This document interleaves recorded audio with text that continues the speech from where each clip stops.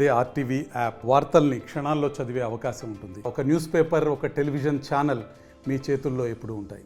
వేల కోట్ల రూపాయల ఆస్తులు టూరిజం డిపార్ట్మెంట్కి సంబంధించిన హోటల్స్, ఇతర పర్యాటక ప్రాంతాలను ప్రైవేట్ వారికి అప్పజెప్పడానికి ఈ ప్రభుత్వం నిర్ణయించి తదనుగుణంగా ఇవాళ అన్ని రకాల చర్యలు చేపడతా ఉన్నారు.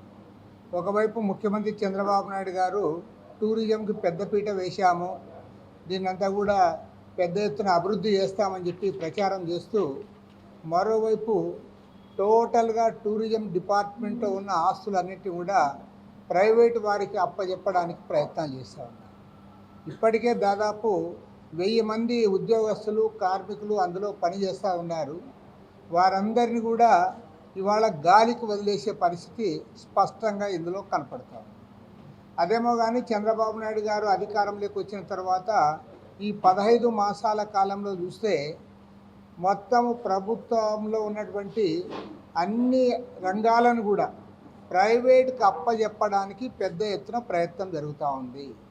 కేంద్రంలో అధికారంలో ఉన్న నరేంద్ర మోడీ ప్రభుత్వం ఏ తరహాలోనైతే ప్రైవేటైజేషన్ ప్రక్రియను వేగవంతం చేసిందో దానికి అనుగుణంగా మన రాష్ట్రంలో ముఖ్యమంత్రి చంద్రబాబు నాయుడు గారు, కూటమి ప్రభుత్వము ఈరోజు అదే చర్యలు చేపడతా ఉన్నారు.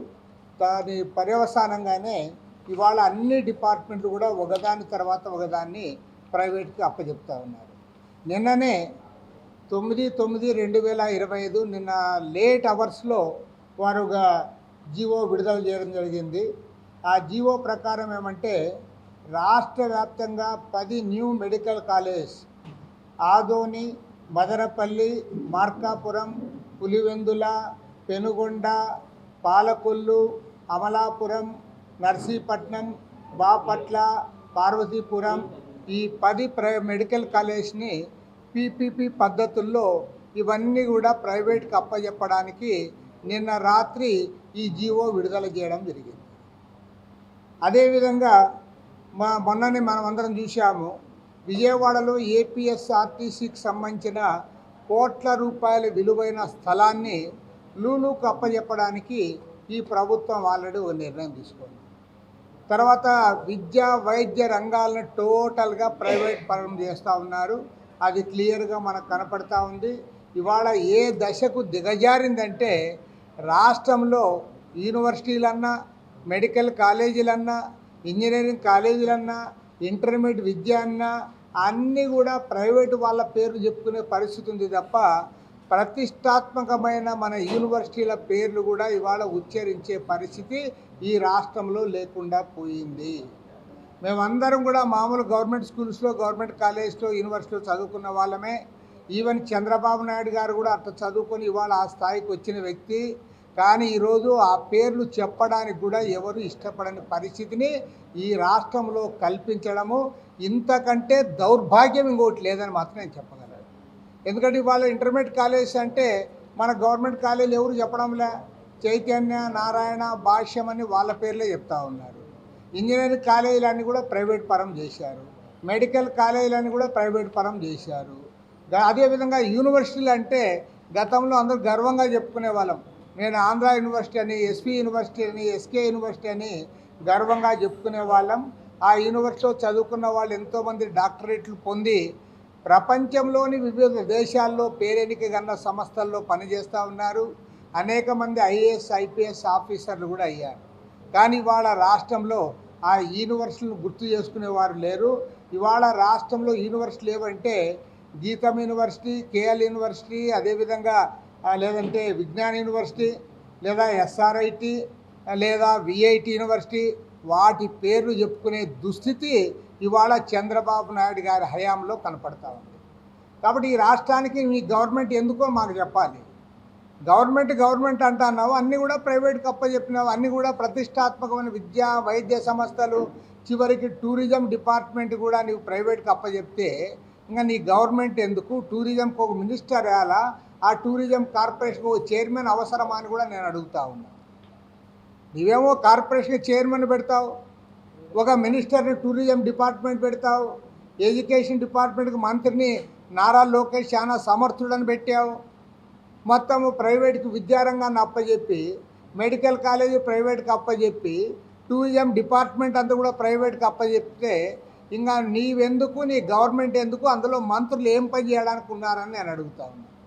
కాబట్టి ఏమంటే ఇవాళ ఇది ఒక్క టూరిజం ఉద్యోగస్తుల సమస్య మాత్రమే కాదు, ఈ రాష్ట్రానికి పట్టిన దుర్గతిది. ఈ దౌర్భాగ్యం నుంచి కాపాడుకోవడానికి, ఈ ప్రభుత్వ ఆస్తులన్నీ కూడా కాపాడుకోవడానికి మనమందరం కూడా నడుం బిగించాలి. అదేవిధంగా ఆంధ్ర రాష్ట్రంలో మనం గర్వంగా చెప్పుకునే ఆంధ్రుల హక్కు విశాఖ ఉక్కు ఉద్యమం జరిపి విశాఖ ఉక్కు ఫ్యాక్టరీని సాధించుకున్న మనం ఇవాళ దాన్ని కూడా ప్రైవేట్ పరం చేయడానికి పూనుకుంటా ఉన్నారు. దానిపైన కూడా రేపు కార్మిక సంఘాల ఆధ్వర్యంలో రౌండ్ టేబుల్ సమావేశాన్ని నిర్వహిస్తూ ఉన్నారు. ఇవాళ రాష్ట్రంలో జరగాల్సిన ప్రథమ పోరాటం ఏదైనా ఉందంటే అది ఈ ప్రైవేటైజేషన్ వ్యతిరేకంగా జరగాల్సిన పోరాటము. ఆ పోరాటానికి అందరూ కలిసి రావాలని చెప్పి విజ్ఞప్తి చేస్తూ ఉన్నాం. చాలా విషయాలు చెప్పారు. ముఖ్యంగా ఈరోజు మన రాష్ట్రంలో ఉన్నటువంటి 22 హరిత హోటళ్ళు, ఇతర పర్యాటక సంస్థలను ప్రైవేట్ పరం చేసేటటువంటి ప్రక్రియ జరుగుతూ ఉన్నటువంటి నేపథ్యంలో అందులో పనిచేసేటటువంటి ఉద్యోగులు, అట్లాగే రాజకీయ పక్షాలు, ప్రజా సంఘాలు ఈరోజు రౌండ్ టేబుల్ సమావేశం ఇక్కడ జరుగుతూ ఉంది. చాలా ఆశ్చర్యకరం. ఒకవైపున సంపదను సృష్టిస్తాను అని చెప్పి పదే పదే పదే మాట్లాడుతూ ఉన్నారు ముఖ్యమంత్రి. ఇంతకుముందే ప్రజలు సమకూర్చుకున్నటువంటి సంపదని ప్రైవేట్ వ్యక్తులకి, ప్రైవేట్ సంస్థలకి కారు చౌకగా పళ్ళులో పెట్టి అప్పగిస్తూ ఉన్నటువంటి పరిస్థితి చూస్తూ ఉంటే చాలా ఆశ్చర్యం వేస్తూ ఉంది. ఎప్పుడైనా నష్టాలలో నడుస్తూ ఉన్నటువంటి సంస్థలని ప్రైవేట్ పరం చేస్తే కొంత దాని నడక ఇంప్రూవ్ అవుతుందేమో, ఆ నష్టాల నుంచి కష్టాల నుంచి గట్టెక్కుతుంది అని సాధారణంగా భావిస్తారు ఎవరైనా. ఇప్పుడు టూరిజం డెవలప్మెంట్ కార్పొరేషను ఇప్పటి వరకు ఏమి నష్టాల్లో లేదే. ఉద్యోగులు పనిచేస్తున్నారు, సంస్థలు ఉన్నాయి, ప్రజలకు సేవలు ఇస్తున్నాయి, ఎంతో కొంత లాభాల్లోనే ఉంది. ఓ పెద్ద పెద్ద లాభాలు కాకపోయినా ఎంతో కొంత లాభాల్లో నడుస్తుంది. ఏమైనా ప్రజల నుంచి ఇందులో సరైన సేవలు అందించట్లేదు ఏమైనా కంప్లైంట్లు వచ్చినాయా? ఒక వైట్ పేపర్ పబ్లిష్ చేయాలి రాష్ట్ర ప్రభుత్వం. ఇప్పటి వరకు ఈ ఏపీ టూరిజం డెవలప్మెంట్ కార్పొరేషన్ తరఫున ఏర్పాటు చేయబడినటువంటి హోటళ్ళు కానీ, కన్వెన్షన్ సెంటర్లు కానీ, టూరిస్ట్ సెంటర్స్ కానీ అటువంటి వాటి మీద ఎంత ఇన్వెస్ట్మెంట్ జరిగింది, దాంట్లో ప్రభుత్వం ఎంత ఇచ్చింది, బ్యాంకుల నుంచి ఆర్థిక సహకారం ఎంత తీసుకున్నారు, ఇప్పుడు ఎంత తిరిగి చెల్లించేశారు, ఇంకా ఎంత బాకీ ఉంది, ఏమన్నా అసలు ప్రజల నుంచి కంప్లైంట్లు వస్తున్నాయా, ఏ కారణాల వలన మీరు ప్రైవేటైజ్ చేద్దామని అనుకుంటున్నారు, ఒక వైట్ పేపర్ పబ్లిష్ చేయాలని చెప్పి మనందరం కూడా ఈ సమావేశం పక్షంగా రాష్ట్ర ప్రభుత్వాన్ని డిమాండ్ చేయవలసినటువంటి అవసరం ఉంది. నిన్నగాక మొన్న కొత్తగా ఏపీ టూరిజం పాలసీ అని ఒకటి తెచ్చారు. బహుశా చూసే ఉంటారు కదా. ఏపీ టూరిజం పాలసీ ఎందుకు పెట్టారో తెలుసా అది మీకు? లోగడ ఉమ్మడి రాష్ట్రం ఉన్నప్పటి నుంచి కూడా రాష్ట్ర ప్రభుత్వం ప్రైవేట్ సంస్థలకి భూమి కేటాయిస్తే దాంట్లో క్లియర్గా ప్రైవేట్ అసలు నగరాలలో ఉన్నటువంటి నగరపాలక సంస్థలలో ఉన్నటువంటి స్థలాలను, ప్రభుత్వ భూములను ప్రైవేట్ వాళ్ళకి ఇవ్వకూడదు. ఎందుకంటే భవిష్యత్ కాలంలో ప్రజల యొక్క అవసరాలు, విద్యకు కానీ, హాస్పిటల్స్ కానీ, పార్కులకు కానీ, ఆట స్థలాలు కానీ అవసరమయ్యే పరిస్థితులు వస్తాయి కాబట్టి వాటిని ఇవ్వకూడదు. ఒకవేళ ఎప్పుడైనా తప్పనిసరి ఇవ్వాలి అని అనుకుంటే మార్కెట్ వాల్యూకి తగ్గకుండా గవర్నమెంట్ డబ్బు తీసుకుని ఇవ్వాలి. ఎందుకంటే అట్లా డబ్బు వస్తే దాన్ని ప్రభుత్వం మళ్ళీ మంచి పనులు ఖర్చు పెడటానికి వీలుంటుంది. ఒకవేళ అమ్మటంగా కాకుండా లీజుకి ఇవ్వాలి అనుకుంటే అప్పుడు ఉన్నటువంటి మార్కెట్ వాల్యూలో 10% కాడికి లీజ్ ఉండాలి, 33 సంవత్సరాలకి మిగలకూడదు అని లోగడ ఉన్నటువంటి పాలసీ క్లియర్గా. ఇవాళ ఏపీ టూరిజం పాలసీ కొత్తగా తెచ్చారు. ఏం పెట్టారో తెలుసా మీకు? దాదాపు 99 సంవత్సరాలు లీజ్ ఇస్తానికి అందులో అవకాశం పెట్టారు. అంటే శాశ్వతంగా వాళ్ళకి వెళ్ళిపోతుంది. నెంబర్ 1. నెంబర్ 2, ఇదివరకు 10%. ఉదాహరణకి చెప్తున్నా, ఇవాళ మన విజయవాడ పాత బస్టాండ్ స్థలం ఉంది. అక్కడ రిజిస్ట్రార్ ఆఫీసులో విలువ ₹1,00,000. అంటే ఎకరము సుమారుగా 50 కోట్లు. 4 ఎకరాలు 15 సెంట్లు అంటే 200 కోట్లు. దానిని లీజుకి ఇస్తే 20 కోట్లు కంపల్సరీగా ఉండాలి. దానిని 10% నుంచి ఇప్పుడు 1% తగ్గించడం వల్ల 2 కోట్లకే ఇవ్వటానికి అవకాశం దక్కుతుంది. ఈ విధంగా ప్రభుత్వ ఆస్తులను కారు చౌకగా తనకి కావాల్సిన వాళ్ళకి, అక్కడ మోడీ గారు అంబానీకి అదానీకి ఎట్లా కట్టబెడుతున్నాడో ఇక్కడ చంద్రబాబు నాయుడు గారు కూడా మరి ఏం మాట్లాడుకుంటున్నారో ఏమి జరుగుతుందో తెర వెనక తెలియదు. కానీ తను కావాలనుకున్న వాళ్ళకి అతి తక్కువ రేటుకి ఇచ్చేసేటువంటి విధంగా ఈ రోజున జరుగుతూ ఉన్నాయి. చాలా బాధాకరమైన విషయం మన రామకృష్ణ గారు చెప్పారు. ఈనాడు రాష్ట్ర ప్రజానీకమంతా కూడా అర్థం చేసుకొని ఈ ప్రభుత్వం ప్రజలను ఎంత మోసం చేస్తూ ఉందో, ఎంత దగా చేస్తూ ఉందో, ఏ విధంగా ఇది ఒక పరోక్షంగా జరుగుతూ ఉన్నటువంటి అతిపెద్ద అవినీతి వ్యవహారాలు ఇందులో ఉన్నాయి. ఇదివరకు విన్నాం మనం, ఫలానా వాళ్ళ టైంలో ఇట్లా, ఫలానా వాళ్ళ టైంలో ఇట్లా అని. అవన్నీ కూడా ఇప్పుడు జరుగుతూ ఉన్నటువంటి విషయాల ముందు చూస్తే అది ఎందుకు చాలా స్వల్పంగా భావించాల్సి వస్తుంది. ఎందుకనో తెలిసిన మీకు, విశాఖపట్నంలో టీసీఎస్కి 22 ఎకరాలు, దాని విలువ సుమారుగా 450 కోట్లు తక్కువ ఉండదు. అటువంటి దానిని 99 పైసలకి ఇచ్చేస్తూ ఉన్నారు. అర్థమైంది మీకు? అట్లాగే కాగ్నిజెంట్ టెక్నాలజీస్ అనే అమెరికన్ సంస్థకి 21 ఎకరాలు 70 సెంటు, అది కూడా 450 కోట్లు విలువ చేసేది, దాన్ని కూడా 99 పైసలకే. అట్లాగే ఇంకోహళ్ళు ఏఎన్ఎస్ఆర్ అనే సంస్థకి 10 ఎకరాలు. ఈ విధంగా ఎవరు ఇచ్చారు నీకు ఈ అధికారం? అసలు చెప్పండి. సుప్రీంకోర్టు జడ్జిమెంట్లు ఉన్నాయి, పాలసీలు ఉన్నాయి. ఎక్కడైనా ఉందా ఈ దేశంలో ఎవడైనా 99 పైసలకి 20 ఎకరాలు 400 కోట్ల రూపాయలు విలువ చేసే ప్రభుత్వ స్థలాలు కట్టబెట్టడం ఎక్కడైనా ఉందా అని నేను అడుగుతా ఉన్నా. ఇదివరకు ఫలానా వాటి టైంలో ఇంత అవినీతి జరిగింది అన్నారు. ఓకే, ఇవాళ జరుగుతూ ఉంది. ఆ చిన్న గీత పక్కన పెద్ద గీత గీసిన పరిస్థితి అవుతూ ఉంది. అది ప్రజలు అర్థం చేసుకోవాలి.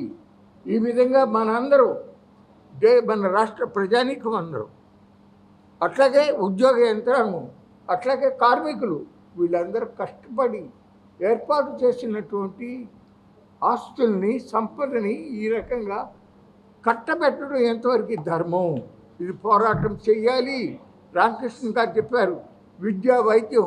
ఎస్, ఇవాళ చాలా కుటుంబాల్లో, మధ్యతరగతి కుటుంబాలు కూడా ఇవాళ అప్పులు పాలవటానికి ప్రధానమైన కారణం పిల్లల చదువులకి ఫీజులు కట్టలేకపోవటం, హాస్పిటల్లో, కార్పొరేట్ హాస్పిటల్లో బిల్లులు కట్టలేకపోవటం అనే విషయం అందరికీ తెలిసిందే కదా. అటువంటి పరిస్థితుల్లో జగన్ని ఎన్ని తప్పులు చేశాడో, ఓకే చేశాడు. ఈ రామకృష్ణ గారు గొడవలు పెట్టాడు, మేము పుస్తకాలు వేసాం, తెర మీద నుంచి పొయ్యిలో పడ్డామని. కానీ కనీసం అతను కొత్తగా వచ్చిన మెడికల్ కాలేజీలని ప్రభుత్వ రంగంలో ఉంచాలి అని ఒక నిర్ణయం చేస్తే ఇవాళ నువ్వు ప్రైవేట్ వాళ్ళకి కట్టబెడతావా? ఇది పద్ధత ఇది? అట్లాగే విద్య, ఇవాళ చూస్తూ ఉంటే ఎక్కడికి వెళ్ళినా శ్రీ చైతన్య, నారాయణ, భాష్యం, బ్రహ్మాండమైన బిల్డింగులు, అబ్బబ్బబ్బబ్బా ఎంత అందంగా ఉంటాయో. కానీ ఇవాళ చాలా మనందరం సిగ్గుపడాల్సిన విషయం ఏంటంటే విద్య లిటరసీ రేట్లో మన రాష్ట్రం బీహార్తో పాటు అతి తక్కువ స్థాయిలో ఉంది. అది గర్వకారణమా మనకి? ఆంధ్రప్రదేశ్ ప్రభుత్వం అక్షరక్రమంలో పైన ఉండాల్సినటువంటి రాష్ట్రం వాళ్ళ అట్టడుగులు ఉంటానికి కారణం ఈ శ్రీ చైతన్య, ఈ నారాయణ, ఈ భాష్యం సంస్థలు కాదు. P4 అన్నావు, P4 ముందు ఆ సంస్థలు మూడిటితో వాళ్ళ యొక్క ఇంటర్మీడియట్ అడ్మిషన్స్లో 10% పేదవాళ్ళ పిల్లలకి ఇవ్వమండి. ఒక నిర్ణయం వాళ్ళతో చేయించండి. అప్పుడు మేము అందరం కూడా మా ఊరిలో ఉన్న విశ్వశాంతియో శ్రీనివాసను లేకపోతే ఇంకొకళ్ళును అక్కడ స్థానికంగా ఉన్న ప్రజలు ఆ సంస్థల దగ్గర కూడా అడిగి వాళ్ళతో కూడా ఒప్పిస్తారు.